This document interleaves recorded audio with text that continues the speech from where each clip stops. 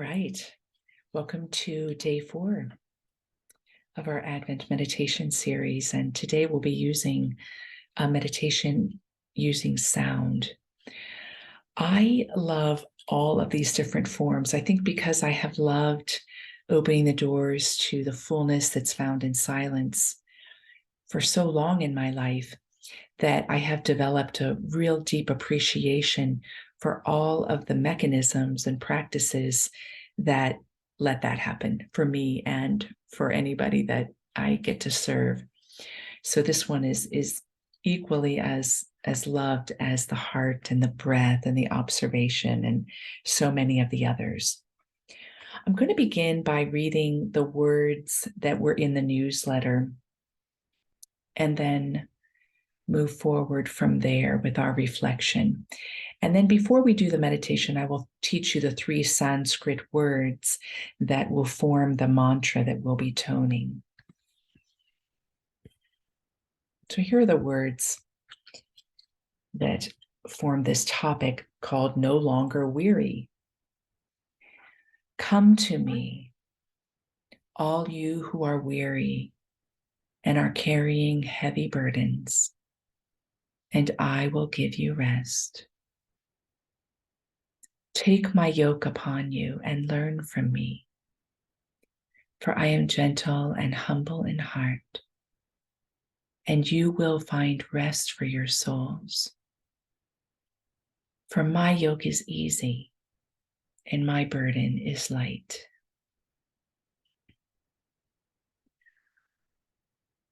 This theme to me is very important to the Western psyche when it comes to our personal peace, our self-realization process. Because part of the gift I have found in the Western psyche is a reward system for hard work, a reward system for denying yourself rest, a built-in reward system that has been really advocated through media. For instance, I can remember back in the 80s, the big media campaign, no pain, no gain. So it's really deep, deep in our psyche. And I tend to think that that there are always multiple ways to look at things. So I don't tend to be somebody that says that's all bad. There's something pretty powerful in the Western psyche of realizing the personal autonomy in our life, of realizing we are capable of more than what we may know, of recognizing that with discipline, with focus, with intention, with devotion, that we can both name goals and accomplish goals. So there's something very, very beautiful about that. And I'm not about throwing that all out. But what has been troubled, I won't say 100% lost, because we're all on this call and we can buy in a bit to the futility that goes with all of our own efforts in our spiritual growth at times. What is important to us is coming to the place of the discernment of knowing where our effort is helpful and where our effort is either sabotaging or limiting, or like a Sisyphean effort, right? Pushing the big ball up the hill and knowing it's just going to roll right back down again. And so this focus today is an invitation to you to go a little bit deeper in your own openness to yourself, in seeing where have you taken on something, anything, a belief, a duty, a responsibility, a memory, an expectation. Where have you taken on anything that has become a burden or a yoke that is difficult or heavy, which is the opposite of this phrase.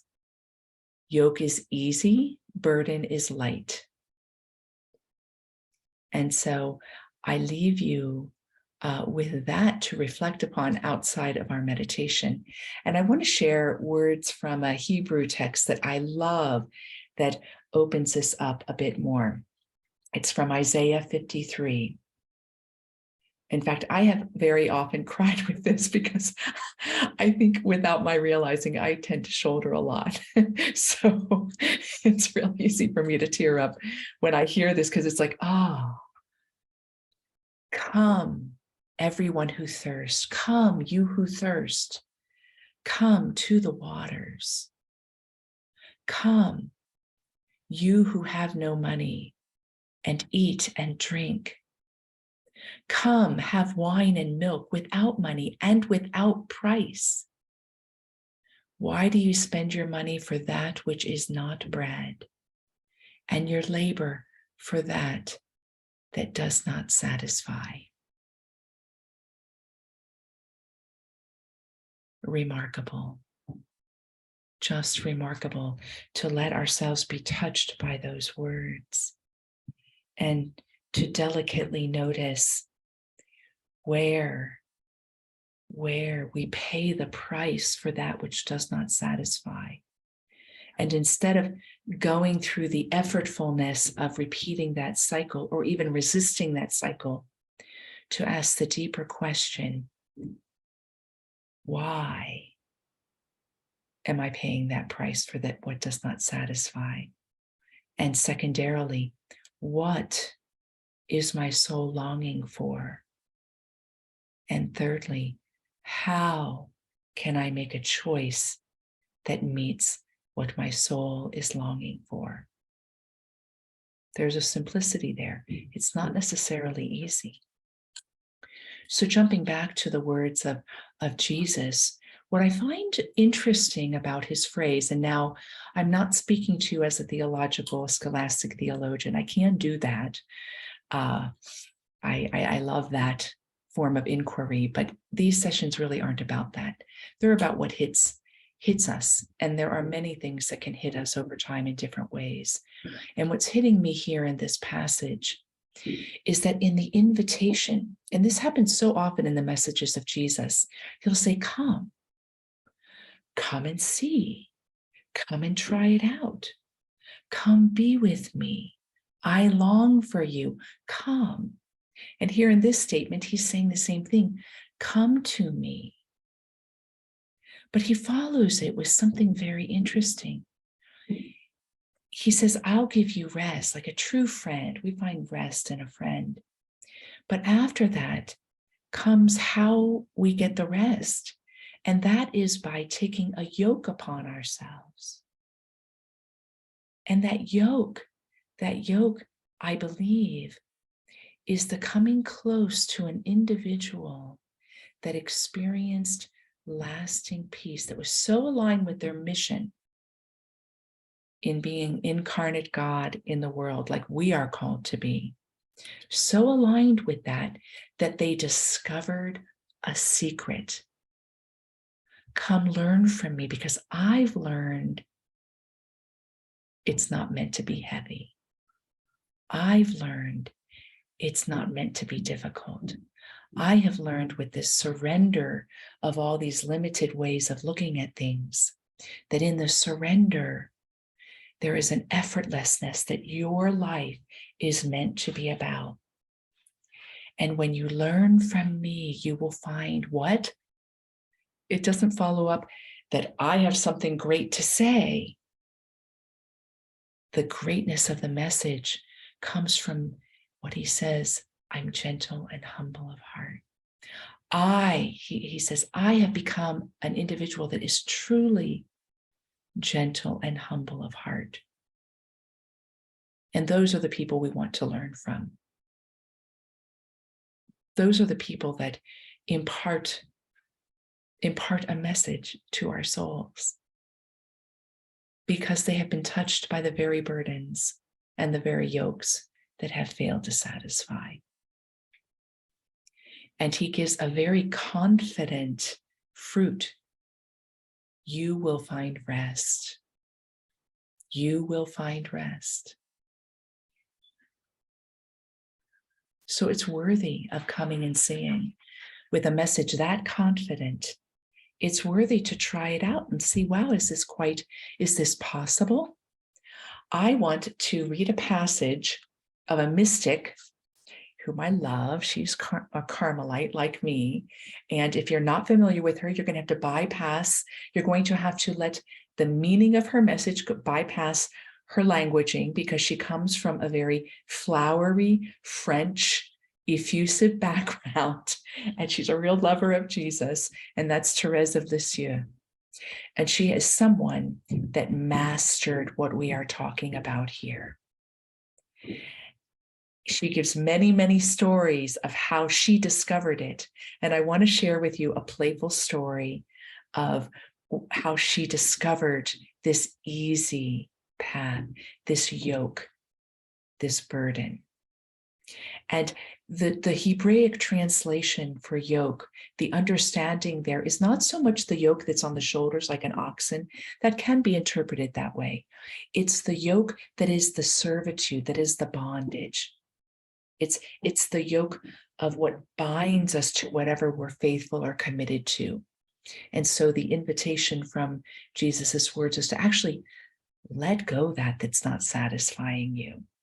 Let go that servitude. So here she gives a great example, because she was looking. So now she comes from a period of time that is highly influenced by unworthiness. And it's called Jansenism, was prevalent in the French culture at that time in the late 1800s. And it was a theology and a philosophy that meant you came to perfection the more you could consider yourself unworthy and dirt. So she struggled with that. She was young, she was influenced by it, but something in her said, it can't be that way. It just can't. You can't have a God that's love and say that the way to union is saying that you're unworthy as a creation. You just can't. But she struggled with it. And ways of perfection were ways of penance. There was a lot of reparation in her monastery. They used the discipline a lot. They fasted to extreme degrees. They took oaths and vows to live lives of reparation, committed to suffering. And she said that is not the way. It's just not the way. So among her many writings, here's one short story for us today, and I think it will give you a little smile.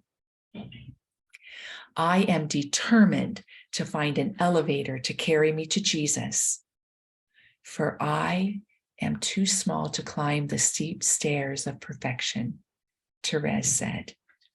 So I sought in Holy Scripture some idea of what this lift I wanted would be.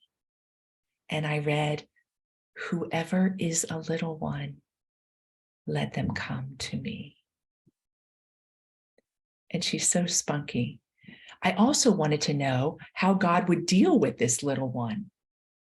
So I searched and I found from Isaiah 66, you shall be carried in her arms and fondled in her lap as a mother comforts her child.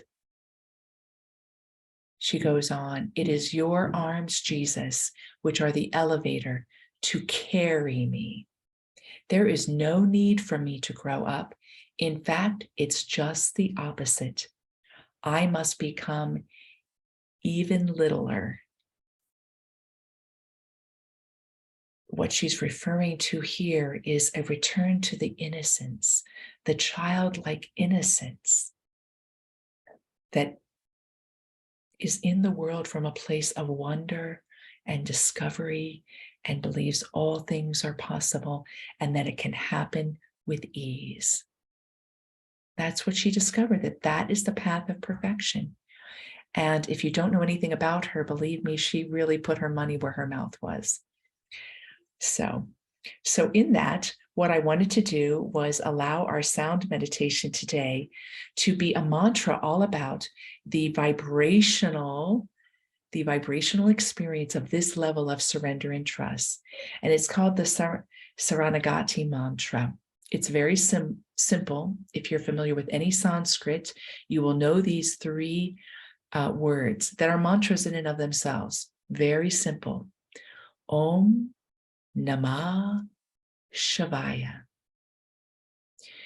The understanding here with this mantra is that the inner self is Shiva. And as we bow to and open up to the inner self in surrender and trust, we come into wholeness. Now, the word Shiva actually means the good one or the auspicious one. But in our understanding of Shiva, we understand it, right, as a certain form of consciousness, the light of consciousness as well. Many different meanings and translations. So Om, the allness, Om, the consciousness in form, all is one. Nama, I bow to, you bow to. Shivaya, that which is within me. So we're going to surrender. That's what we're just have a little act of surrender, just like Therese, a little inward elevator, if you will. And we're going to do this very simply. If you know me, you know I love to chant, and I love intricate chants, but for sake of us all doing this together, both on this call and when you're doing it by yourself, we'll keep it really simple. The toning is going to be this. Om Namah Shivaya. Om Namah Shivaya. Om Namah Shivaya. Remembering that the toning itself activates us cellularly.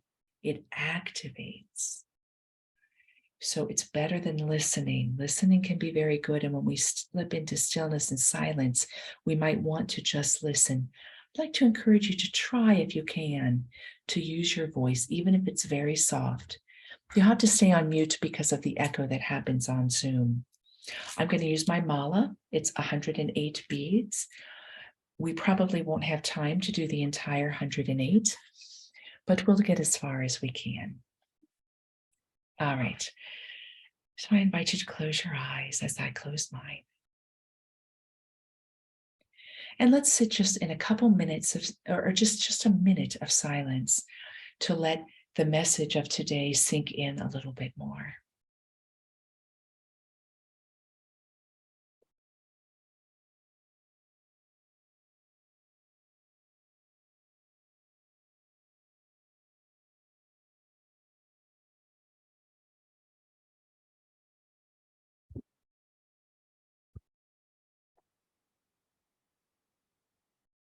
We are so fortunate to be together, spending our time in this way,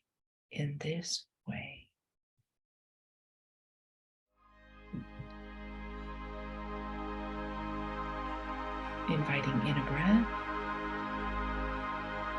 and releasing.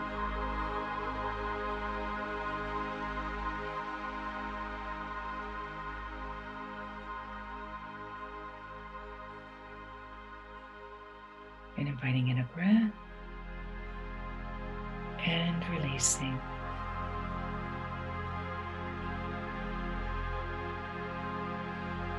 And after the next in-breath, we'll begin. Om Namah Shivaya. Om Namah Shivaya. Om Namah Shivaya. Om Namah Shivaya. Om Namah Shivaya. Om Namah Shivaya. Om Namah Shivaya. Om Namah Shivaya. Om Namah Shivaya. Om Namah Shivaya. Om Namah Shivaya. Om Namah Shivaya.